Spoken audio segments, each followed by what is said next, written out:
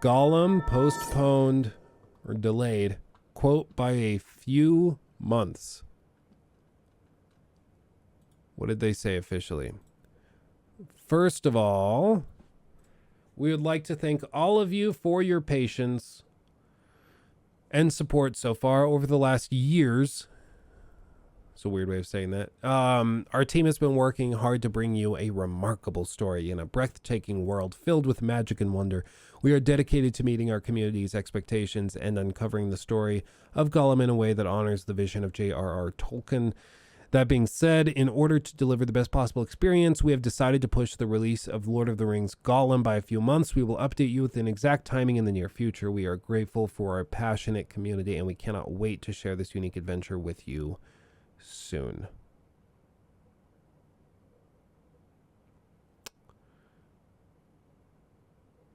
I mean, I can't say I'm shocked.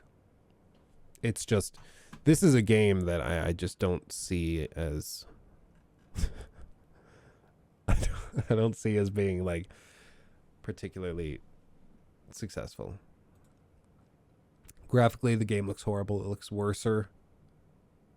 Okay, if you're like worser than a PlayStation 2 game, and the voice actor for Gollum is terrible. You guys should have gotten Liam O'Brien to do the voice for Gollum. At least he did a great job voice acting the character in Shadow of War and Shadow of Mordor.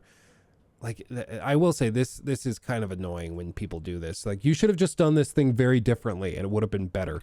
It's like when people say, and I'm not calling anybody out, I'm just saying, like, I've heard this in chat and in YouTube comment sections when people are like, oh, I saw somebody say this with Assassin's Creed Unity, in that Unity video I made, where they said, oh, well, the Assassin's Creed Unity game had a lot of bugs. And somebody commented like, they should just use Unreal Engine. Guys,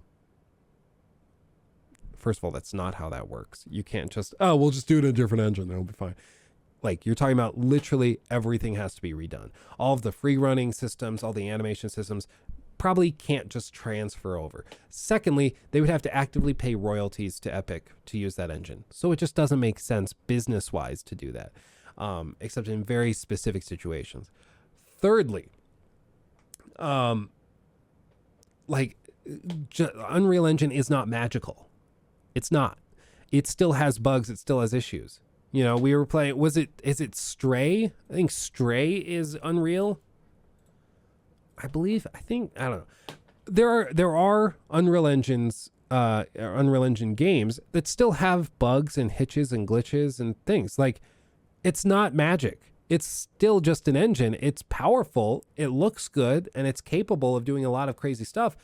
But it's not magic. It's not magic. So just because you're like, well, just put it in Unreal Engine, it'll be fine. No, that's not how it works. It just isn't. Sure, the Unreal Engine sometimes could have led to less bugs, and it's probably more robust than other engines. But that doesn't mean that that's true in every case, right? And then this thing with, like, just hire Liam O'Brien. Like, budgets are a thing. You can't just say, well, just pay more money for this other thing, for this other actor. Like, I agree the voice actor for Gollum doesn't sound very good in that Gollum game. If you don't know what I'm talking about, go watch the trailer. It's hilariously bad. But, like, you can't just say, go hire this other guy that, like, you should have just paid more money for a different guy. It's not that easy. It just isn't. I'm using Unreal Engine at college, and it's a lot to wrap your head around. I spent 20 minutes looking through the code to figure out I hadn't plugged one thing in. Lol.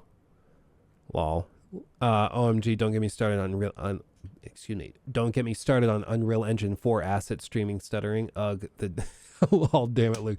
Yeah, that is one thing you'll notice. Like, there's a lot of games. Was it Biomutant?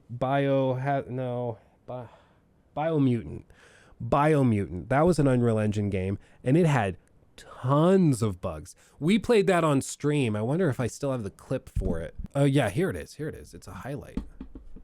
We were playing Biomutant, an Unreal Engine game, and just running around, and it was already a little buggy and weird. But issue with Fallout, where people are like, parts of it don't make any sense. Then watch this. Like, I jump up here, and something happens. In safes and desks that haven't been touched since before the war.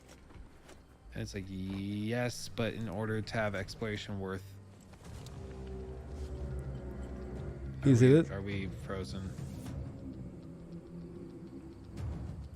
And the game freezes. And I sit here for like a minute. Doing it. And then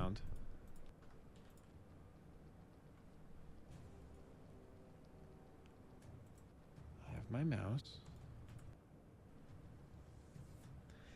Games aren't supposed to do this. It crashed the entire computer. Not just the game, the entire computer crashed as a result of this. So Unreal Engine is not magical. It can still have major problems. It's the studio that's working with it that you have to look at. Because it's just a tool. It's like saying, you know, oh, my house's roof collapsed because the studs weren't like connected together properly. Well, they should have just used a nail gun instead of a hammer. It's like, well, maybe, but the problem was the person building it, not the tool they used, though there may have been tools that made it easier or would have made it better if they had been used. But at the end of the day, the problem is still the guy that didn't put that roof together properly, right? It's just a basic distinction and problem. This was when I was still working, or maybe I just left. This is in the old apartment. And I had been working at, like, in real estate, in commercial real estate, and I was just always so exhausted. I was living off of about 4.5 hours of sleep, and I was just miserable. It was breaking my soul. It was tough. It was a tough time.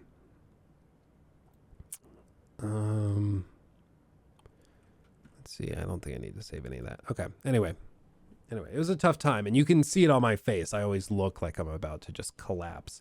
And you listen to those old streams, and I'm like, I just have no energy. I'm dying slowly and painfully.